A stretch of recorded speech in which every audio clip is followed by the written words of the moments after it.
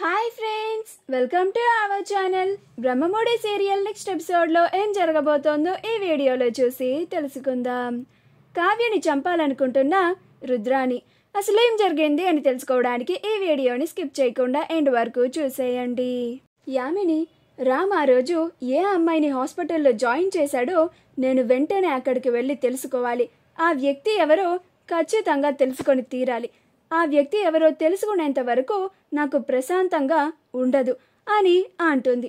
అప్పుడు యామిని వాళ్ళ అమ్మ, బేబీ నువ్వు ఊరికే స్ట్రెస్ ఫీల్ అవుతున్నావు, కాస్త నిదానంగా ఉండి ప్రశాంతంగా ఆలోచించి చూడు, అక్కడ నువ్వు ఊహించుకున్నంత ఏమీ జరిగి ఉండదు అని నాకు అనిపిస్తోంది అని అంటుంది. అప్పుడు యామిని, నేను చెప్పినట్లుగా కూడా ఒకసారి ఆలోచించి చూడు మమ్మీ, నిజంగా రాజ్ కుటుంబంలో వాళ్ళు ఎవరైనా ఆ రోజు ఉండి ఉంటే రాజ్ కోసం ఖచ్చితంగా వెతుకుతారు. అప్పుడు ఒకసారి కాకపోతే ఇంకొకసారైనా కానీ రామ్ని వాళ్ళు చూసే అవకాశం ఉంది. అందుకే నేను ఇంత త్వరగా రామ్ని ఫారిన్ తీసుకెళ్ళిపోవాలని ఇంతలా కంగారు పడుతున్నాను, ప్రూఫ్స్ అన్ని క్రియేట్ చేస్తున్నాను. అదే నేను ఇవేమీ పట్టించుకోకుండా లైట్ తీసుకొని రామ్ని ఇదే ఊర్లో ఉంచితే వాళ్ళ కుటుంబం వాళ్ళు రామ్ కోసం వెతికి రామ్ని ఇక్కడి నుంచి తీసుకెళ్ళిపోతారు. అప్పుడు రామ్ నాకు దూరం అయిపోతాడు. నేను ఇదంతా చేసింది రామ్తో నా జీవితాన్ని పంచుకోవడానికే కదా, రామ్ని పోగొట్టుకోవడానికి కాదు కదా. అందుకే నేను ముందుగానే జాగ్రత్త పడదామని అనుకుంటున్నాను. ఇప్పుడే వెళ్ళి రామ్ ఎవరిని హాస్పిటల్లో జాయిన్ చేశాడో ఆ హాస్పిటల్లోనే కనుక్కొని సీసీ కెమెరా ఫుటేజ్ని చూసి వస్తాను అని హడావిడిగా వెళ్తుంది. అప్పుడు యామిని వాళ్ళ అమ్మ నాన్న బేబీ యామిని అని పిలుస్తున్నా కానీ అస్సలు వినిపించుకోకుండా వెళ్తుంది. అలా ఆ హాస్పిటల్ని తెలుసుకొని మరి ఆ హాస్పిటల్ దగ్గరికి వెళ్ళి ఆ హాస్పిటల్ మేనేజ్మెంట్తో మాట్లాడి సీసీటీవీ ఫుటేజ్ని చూస్తుంది. తీరా అందులో చూస్తే కావ్య ఉంటుంది. అది చూసి యామిని షాక్ అయిపోతుంది. అంటే ఆ రోజు రామ్ హాస్పిటల్లో జాయిన్ చేసింది కావ్యనా? అందుకనేనా రామ్కి ఎంత గతం మర్చిపోయినా కానీ తన భార్యని ఒక్కసారి పట్టుకుంటే ఆ స్పర్శ తన మనసుకి తెలిసిపోయింది.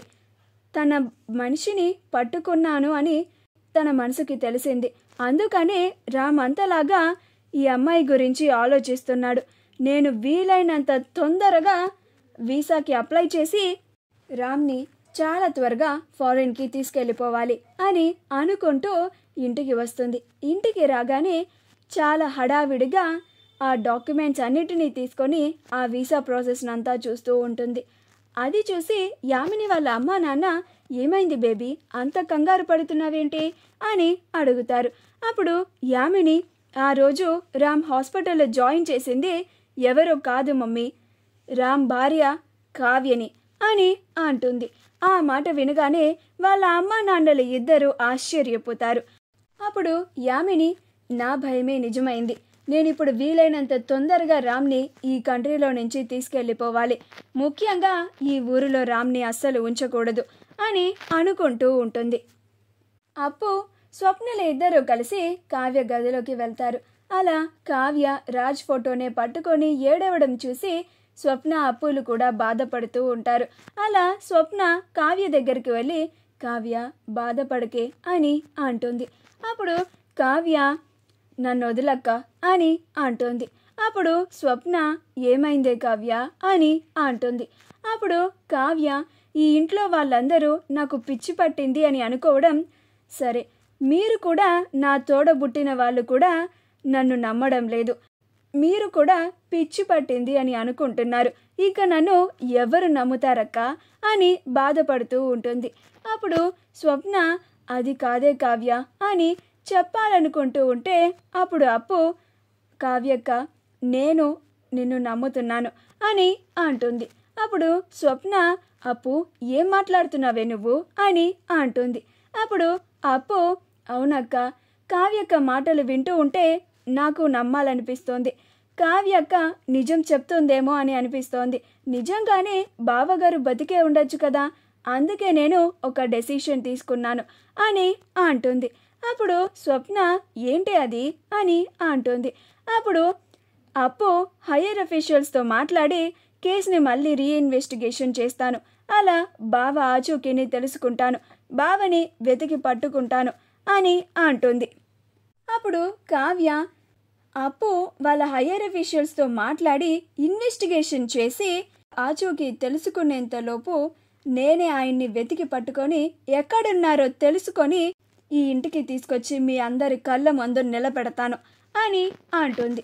అప్పుడు స్వప్న, మీరిద్దరూ ఇంతలాగా నమ్ముతున్నారు కాబట్టి నేను కూడా రాజు ఇంకా బ్రతికే ఉన్నాడు అని నమ్ముతున్నాను అని అంటుంది. అప్పుడు కావ్య థ్యాంక్స్ అక్క, థ్యాంక్స్ అప్పు అని స్వప్నని అప్పుని కౌగిలించుకుంటుంది. రుద్రాణి రాహుల్తో ఇలా మాట్లాడుతూ ఉంటుంది. రే రాహుల్, నీకు ఆ కంపెనీ అధికారాలు రావాలన్నా, ఆ కంపెనీ నీకు సొంతం కావాలన్నా కానీ ఆ కావ్య నీకు అడ్డు వస్తూ ఉంటుంది. అందుకే మనం ఒక పని చేయాలి అని అంటుంది. అప్పుడు రాహుల్ ఏంటది మమ్మీ అని అంటాడు. అప్పుడు రుద్రాణి ఆ కావ్యని అడ్డు రానివ్వకుండా చేయాలి అని అంటుంది. అప్పుడు రాహుల్ అంటే ఏం చేద్దాం మమ్మీ అని అంటాడు.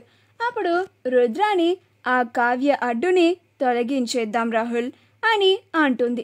అప్పుడు రాహుల్ అంటే ఏంటి మమ్ నువ్వు మాట్లాడుతుంది, ఆ కావ్యని చంపేద్దామా అని అంటాడు.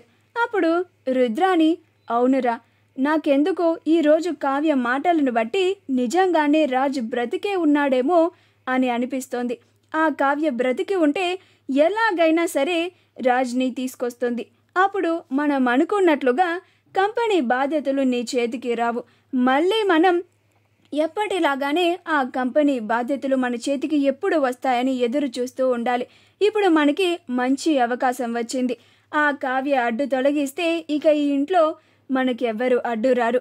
నువ్వు చక్కగా ఆ కంపెనీకి ఎండీవి అయిపోవచ్చు అని అంటోంది. అప్పుడు రాహుల్ మమ్మీ నువ్వు చాలా క్రూరంగా ఆలోచిస్తున్నావు మామ్. ఆ కావ్య అసలే పిచ్చిది అయిపోయింది అని అందరూ అనుకుంటున్నారు. ఆ పిచ్చిదాన్ని కూడా వదలవా మమ్మీ, చంపేద్దామని ఎందుకు అనుకుంటున్నావు అని అంటాడు. అప్పుడు రుద్రాణి ఆ కావ్యకి నిజంగానే పిచ్చి పట్టింది అని నువ్వు అనుకుంటున్నావా రాహుల్? ఆ కావ్యకి ఎలాంటి పిచ్చి పట్టలేదు. నాకు ఈరోజే ఆ కావ్య మాటలను విన్న తర్వాతే ఇంకా బాగా అర్థమైంది. ఆ కావ్య పూర్తి ఆరోగ్యంగా ఉండి పూర్తి స్పృహలో ఉండే మాట్లాడుతుంది. ఆ కావ్య నిజమే మాట్లాడుతోంది అని నాకు అనిపిస్తోంది అని అంటుంది. మా వీడియో కనుక మీకు నచ్చినట్లయితే లైక్ చేయండి, షేర్ చేయండి, మా ఛానల్ని సబ్స్క్రైబ్ చేసుకోండి. పక్కనే ఉన్న బెల్ ఐకాన్ని క్లిక్ చేయడం మాత్రం మర్చిపోకండి.